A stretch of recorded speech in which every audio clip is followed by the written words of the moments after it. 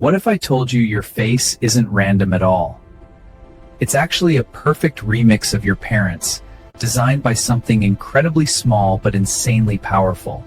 Inside your body, there's something like a microscopic control system, genes. These tiny instructions switch traits on and off, shaping everything about how you look and grow. Your eye color, your hair texture, your height, every visible feature comes from these genes working together like a super detailed biological blueprint. And here's where things get really interesting. You don't just have one version of a gene. You actually get two copies, one from each parent, merging together in every cell of your body. Some of these genes are dominant, meaning they're strong, expressive, and very likely to show up in your physical appearance. Others are recessive. They're still there, still important, but they usually stay hidden unless both copies match perfectly. When a dominant and a recessive gene are both present, it's not really a fight, it's more like a system override, where the dominant gene takes control and decides the final trait. But when both genes are recessive, something different happens. They combine their power and finally get a chance to be seen.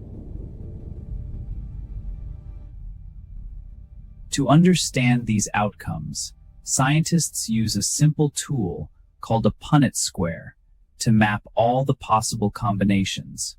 To predict how genes combine, scientists use a Punnett square. It's a simple grid that shows all possible genetic outcomes from your parents' DNA. This grid helps us understand why some traits appear more often.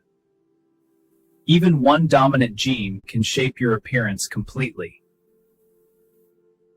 These traits don't stop with you.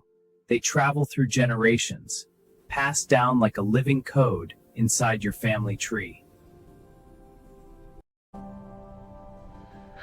That's why sometimes two parents with the same traits can still have a child who looks completely different. It's all hidden in the genes. Recessive genes can stay hidden for generations, quietly waiting until the perfect moment to finally appear. And in real life, most traits aren't controlled by just one gene. They're influenced by many working together at the same time.